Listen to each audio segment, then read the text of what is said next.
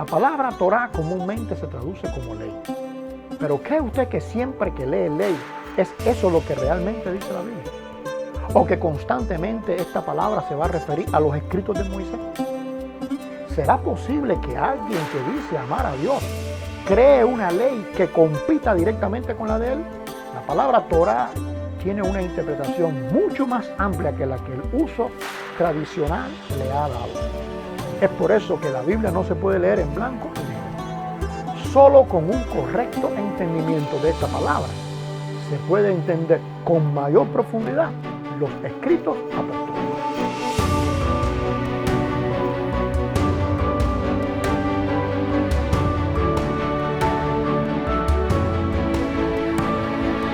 Uno de los grandes dilemas que ha tenido el cristianismo es tratar de entender la Biblia a partir del contexto del que lee y no a partir del contexto del que escribió. Este es un texto con una verdad que hace reflexionar mucho. ¿Cómo es posible pensar que hay que tener fe sin entender la Escritura, sin conocer la Escritura, si la fe viene a partir de lo que tú conoces de Dios? Realmente la Biblia es un texto complejo. ¿Cuántas diferentes interpretaciones acerca de un mismo texto? El contexto cultural en que se escribe un texto va a definir gramaticalmente a dónde apunta la palabra.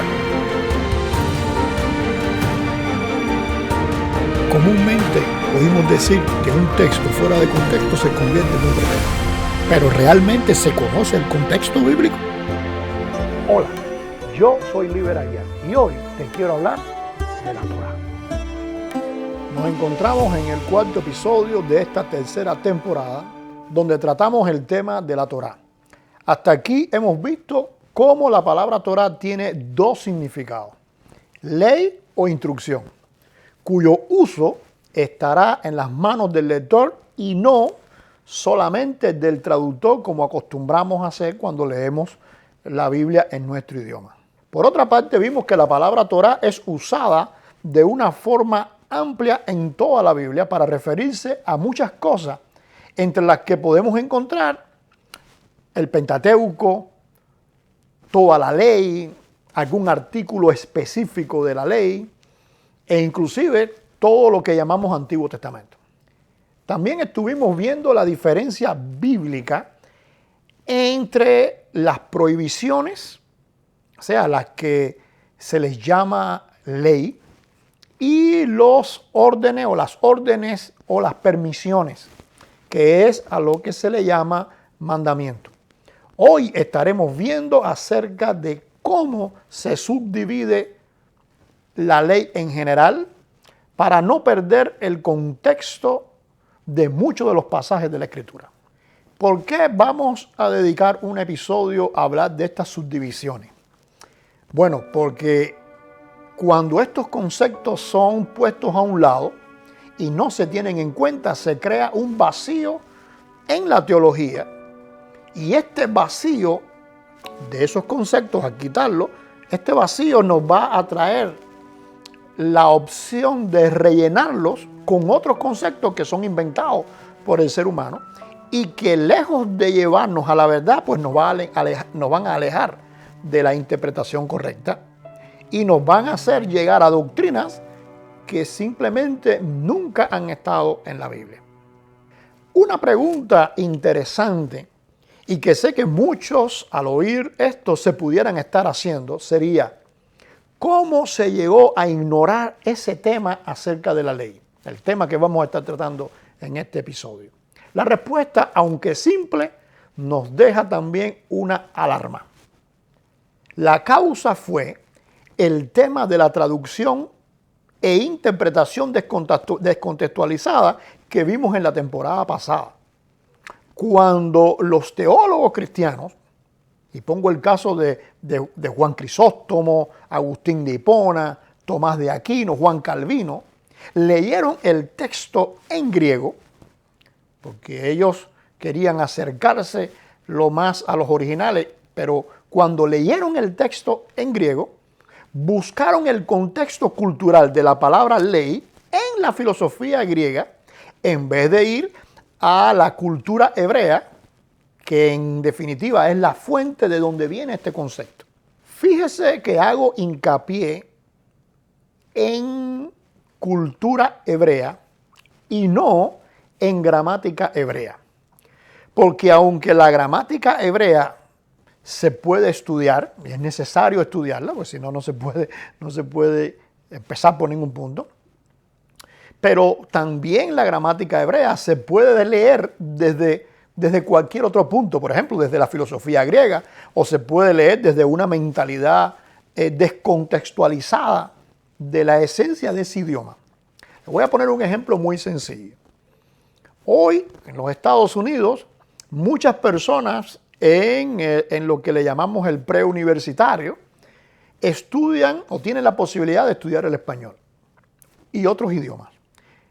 Estudian el español y cuando van a conversar con un hispano y este hispano hace uso de los recursos vocales del idioma en su cultura, pues simplemente el estudiante del español anglo se queda que no entiende la mayoría de las cosas.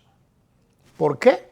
Porque usted puede estudiar el español descontextualizado totalmente de la cultura hispana, que en este caso sería particular de cada país hispano, y eso le va a hacer no entender la mitad de las cosas que se habla en nuestro idioma. De la misma forma, usted puede estudiar la gramática hebrea desde un contexto puramente gramatical, desde la perspectiva del idioma suyo, o desde cualquier otra perspectiva. Hay personas que van a estudiar inclusive en universidades cuyo idioma base no es el español. ¿Y qué sucede?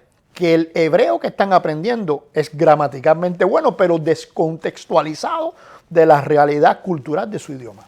Ninguno de nuestros teólogos a lo largo de la historia del cristianismo ha seguido el consejo del propio Cristo cuando enseñó a aquella samaritana que la pobre estaba perdida en medio de los conceptos de los sabios de aquella época, tanto rabinos judíos como maestros samaritanos, y Jesús le va a aclarar y le va a dejar bien especificado que la adoración y la salvación venían de los judíos. Pese al endurecimiento del corazón que esta nación pueda tener, debemos entender, y ella debía entender, que el contexto cultural de ellos es el contexto básico para poder entender los conceptos bíblicos, el mensaje divino. Y luego de entenderlo en el contexto de ello es que usted lo puede aplicar a su cultura. Inclusive, hoy en día es muy usado el tema de la transculturación para poder llevar el mensaje de salvación a otras naciones. Para algunos se debe desculturalizar el mensaje del evangelio para poder hacer que la gente lo entienda y que puedan vivir en ese evangelio desculturalizado, donde solo se toca el tema de la salvación. Usted es salvo, ama a su prójimo y ama a Dios y punto. Pareciera que estas personas aman tanto que las personas se salven, que yo pudiera decir que llegan a competir con Dios. Porque el primer misionero de la historia, que fue Jonás, cuando llegó a la nación de Nínive, él trajo un mensaje específico de lo que Dios decía. Fue un mensaje sin mucho adorno, pero específicamente lo que él había recibido de Dios, eso mismo les transmitió. Él les dijo, de aquí a 40 días, Nínive será destruida. Aquella generación en Nínive recibió el perdón del Dios de Israel. Porque acuérdate que el profeta viene de la nación de Israel a hablarles del Dios de Israel. ¿Y qué hicieron ellos? Fíjese lo que el texto va a decir. Y los hombres de Nínive creyeron a Dios y proclamaron ayuno y se vistieron de cilicio desde el mayor hasta el menor de ellos. ¿De dónde sacaron estas personas de Nínive el concepto de ayunar y de vestirse de cilicio como figura del arrepentimiento? Sino de la cultura, de la enseñanza del propio profeta Jonás. No se describe en la Biblia esta enseñanza, pero si ellos están utilizando el ayuno y ellos están utilizando el vestirse de cilicio, es porque alguien le enseñó eso. Y la única persona que tienen ahí para enseñárselo es el profeta Jonás. Ahora, Jonás no le enseñó todo lo que la ley y los mandamientos dicen, sino que él les va a transmitir lo que consideró en su juicio personal necesario para estas personas. Es algo muy parecido a lo que hicieron los apóstoles en el llamado primer concilio de Jerusalén, cuando le dijeron a los gentiles, es necesario que hagan esto y esto, y no toda la ley. En próximos episodios de esta temporada vamos a estar tocando un poquito más detallado lo que sucedió en ese concilio. Pero es algo muy parecido a lo que estaba haciendo Jonás. O sea, ¿qué es lo que debe usted aplicar en su vida que es necesario en este momento? En una ocasión alguien le preguntó a un sabio bíblico,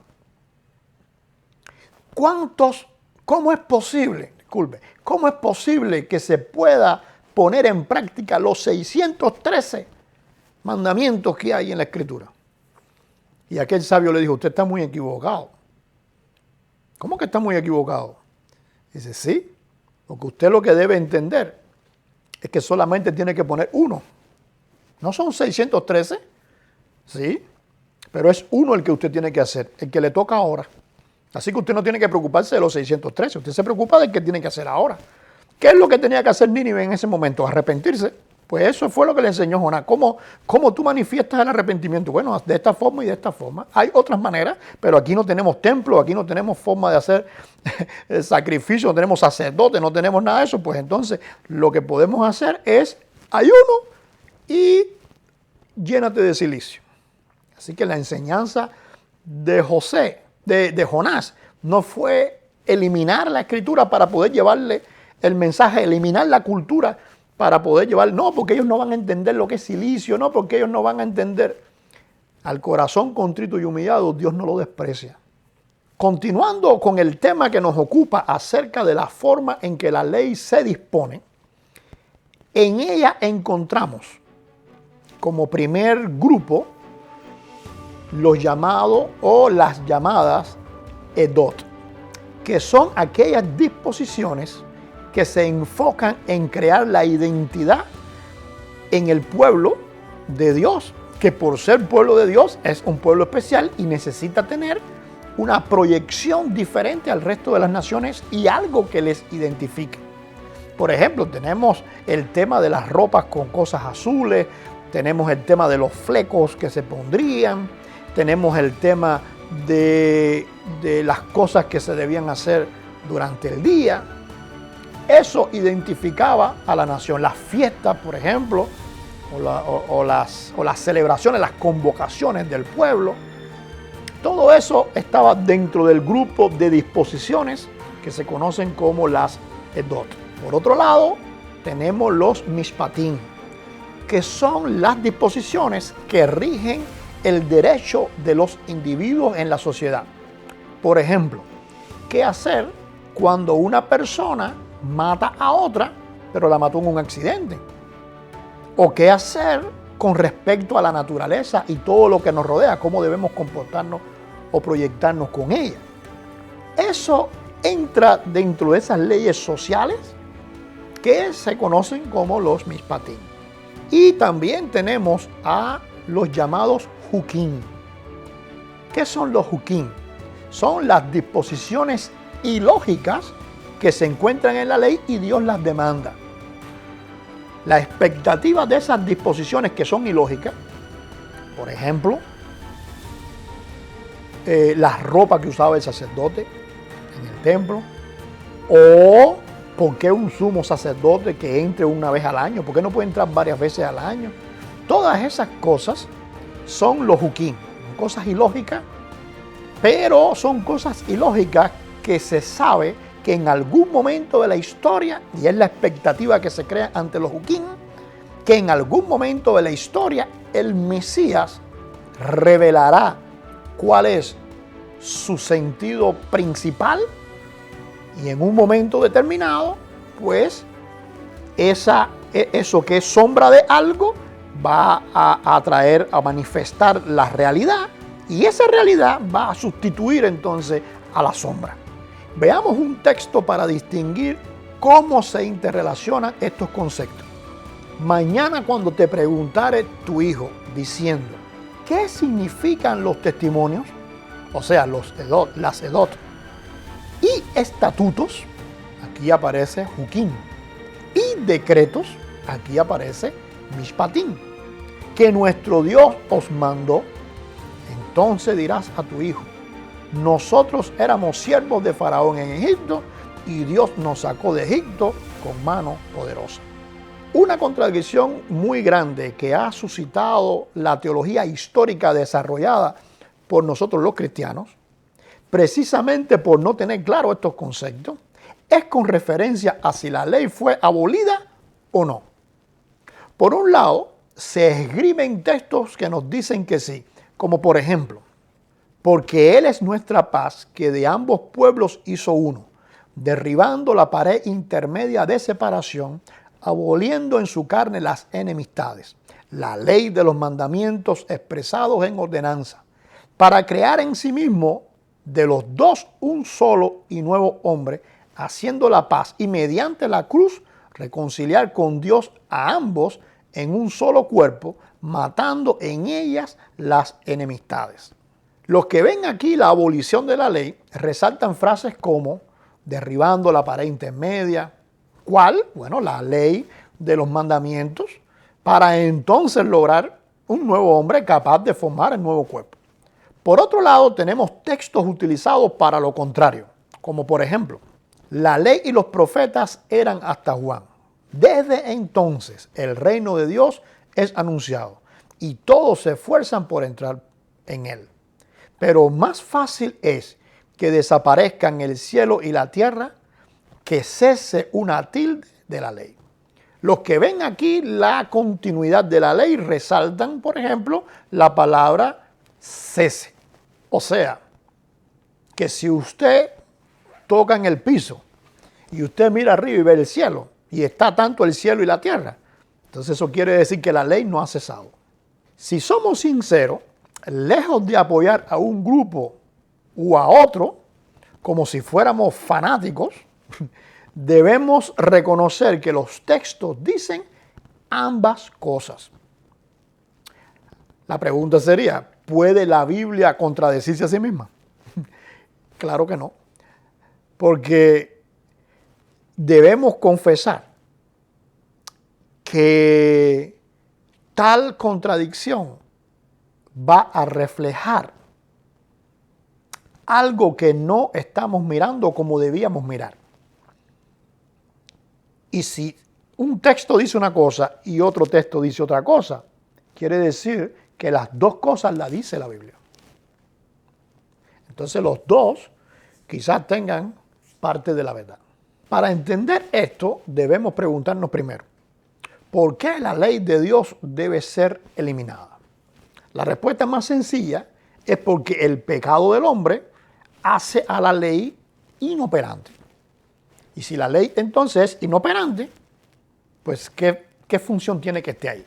El hombre siempre va a estar fallando. Y como vimos en el episodio anterior, ya fuera en las prohibiciones, o sea, la Torá, o en las órdenes y permisiones, es decir, los mandamientos, pues el hombre va a fallar. Y eso hace que si el hombre siempre va a estar fallando, pues la ley se considera inoperante. ¿Cuál función tienes si al final de la jornada todos vamos a estar mal? Esa ineficacia se debía no a la ley, y es bueno entender eso, no es porque la ley tenía problemas, sino porque el hombre, por su pecado, es quien no deja de fallar nunca en la ley. La ley resolvía el problema, esa falta o ese pecado del hombre que le alejaba de Dios y hacía inoperante la ley. La ley resolvía eso en alguna medida, dando tiempo a la venida del Mesías. ¿Cómo lo resolvía? Muy sencillo. Usted traía las ofrendas y era perdonado por Dios. Pero es que en realidad el hombre lo que necesitaba no era un perdón. El hombre necesitaba un milagro que restaurara y regenerara su espíritu pecaminoso y hiciera de él un nuevo hombre. Cuando Jesucristo vino, sustituyó completamente el sacerdocio y por tanto todos los rituales del templo, porque él sí hacía este milagro. O sea, el hombre, los rituales no podían transformar al hombre, pero él sí, a través del milagro, por ser Dios, él sí podía restaurar al ser humano. Así que al venir él como sumo sacerdote y resolver el problema del hombre, las leyes que pertenecían a los Juquín, que como dijimos, son los rituales ilógicos que debían ser revelados por el Mesías, y que entre el grupo de esos Juquín estaban todas las disposiciones referentes al sacerdocio y a todo lo que tenía que ver con eso, encontraron en el Mesías el sentido correcto al hecho. Los Juquín son eliminados porque ellos son sombra de algo que va a venir mucho más excelente. ¿Qué es lo que va a venir? Un nuevo sacerdocio, un nuevo templo, nueva adoración. No es que no vamos a tener ya sumo sacerdote, no es que no vamos a tener templo y no es que no vamos a tener adoración. Lo que sucede es que tanto el sacerdocio como el templo va a ser nuevo. Ahora tenemos un sumo sacerdote mucho más excelente. Tenemos un templo que es templo del Espíritu Santo, que somos nosotros mismos. Y tenemos toda la adoración que la podemos hacer en contacto directo con Dios. No tan solo somos perdonados, sino que ahora somos limpiados. Ahora somos regenerados. Ahora somos nueva criatura ante Dios. Es así que con esta acción del Mesías, la ley precisaba una actualización. Si los Juquín son cambiados, son actualizados, pues automáticamente tenemos un nuevo cuerpo de leyes. Y este nuevo cuerpo de leyes que es la actualización del anterior, va a sustituir completamente al anterior. Pero no podemos decir que el anterior se elimina totalmente y aquí solamente nos quedamos con la realidad de los Juquín, porque los apóstoles siguieron enseñando que el ladrón continuaba siendo condenado, que el matrimonio debía ser sin mancilla, que la oración debe ser sin cesar. Pues así que toda esa enseñanza que están en las cartas de los apóstoles, que tienen que ver directamente con el antiguo o con el llamado Antiguo Testamento, con las Edot o con los Mishpatim, pues nos están sugiriendo que hay cosas en la ley que van a continuar. Hay una parte que es actualizada, por lo tanto aparece una nueva ley, la vieja entonces se puede desechar y nos quedamos con una ley auténtica. Por ejemplo, en una nación, cuando se cambia la constitución, que viene siendo la ley de leyes, viene siendo la que lleva la voz cantante en todas las leyes, nunca una constitución es quitada completa y puesta otra constitución nueva. Siempre hay cosas de la constitución anterior que están bien, que continúan teniendo efecto, que van a ser pasadas a la nueva constitución. En la nueva constitución hay cosas nuevas que no se encuentran en la anterior, hay cosas en la anterior entonces que son eliminadas y aparece una nueva constitución que elimina la anterior, pero en realidad hay muchas cosas de la anterior que están en esa nueva. Pues eso es lo mismo que ha sucedido con la ley dada por el Mesías. Es una ley actualizada, es una ley fresca que tiene como base el milagro que se ha producido en el ser humano y la renovación total de todo el tema sacerdotal. Tristemente, lo que sucede hoy es que es muy difícil para muchos revisar su teología bajo esta perspectiva de una ley actualizada que hereda cosas de la anterior, se mantienen y se mantendrán siempre, y trae cosas nuevas. Porque eso implica para ellos volver a comenzar como si fueran niños en muchos temas. Y por ejemplo, quienes llevan 20 años en el Evangelio muchas veces creen que ya no necesitan volver a empezar. Yo lo tengo todo. Inclusive a algunos les va a costar mucho trabajo decir, me equivoqué, simplemente repetí como un papagayo lo que me dijeron otros teólogos sin ponerle cerebro, corazón y venir ante el Señor para que el Señor me diera claridad. Se debe entender que no es comenzar en todo, sino es comenzar específicamente en estos temas. Porque en la gracia no hay que volver a comenzar. La obra de Dios ha sido perfecta, completa, desde aquel momento en la cruz en que dijo consumado es. Desde aquel momento en Pentecostés donde el Espíritu Santo se derramó.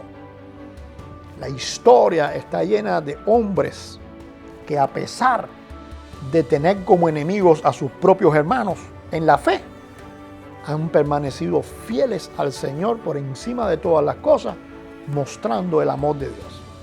Eso es innegable.